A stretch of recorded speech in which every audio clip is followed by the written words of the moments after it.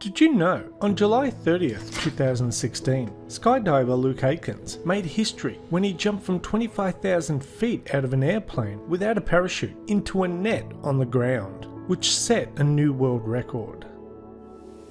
Alright, we're just less than 3 weeks out, getting ready for Heaven Sent. We're in the final push of the training. There's a lot of focus from the film crews and the production guys on all the fitness and stuff like that, which is great, makes me feel better. But none of that stuff is what's going to keep me alive on the day. What's going to keep me alive is the jumping.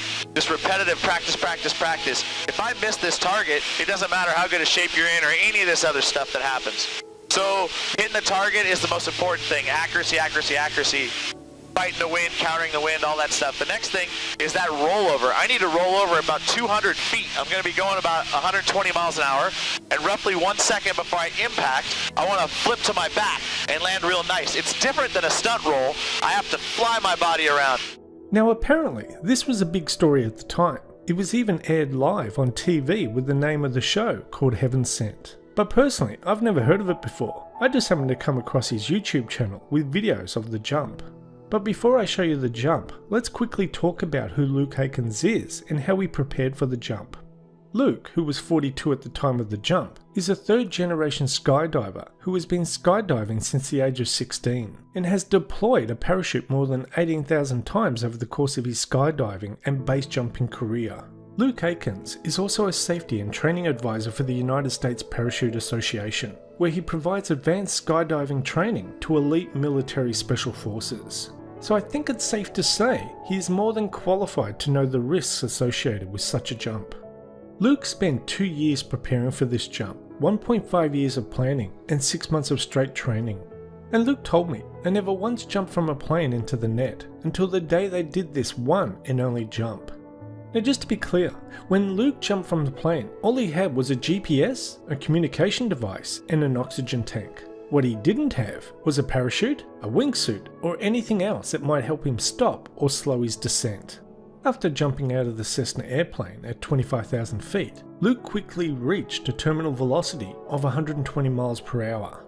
Because Luke jumped from 25,000 feet, he had to wear an oxygen mask for the first 10,000 feet of the descent. After reaching about 15,000 feet, he passed off the mask and tank to a member of his support team who was skydiving next to him.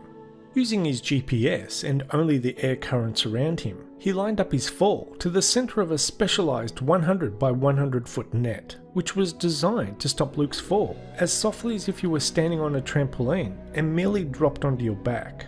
The net, dubbed the fly trap, was suspended between the tops of 4 200-foot cranes. The netting itself is constructed from Spectra, which is a high-density polyethylene cord that is twice as strong as steel. When Luke reached about 200 feet above the net, or a little more than a second away from impact, he flipped onto his back and tucked his chin. Once Luke hit the net, 4 compressed air cylinders, which are connected to the netting via ropes and pulleys, slowed him down in the same way that you might catch an egg in your hand, by decelerating it gently over a distance.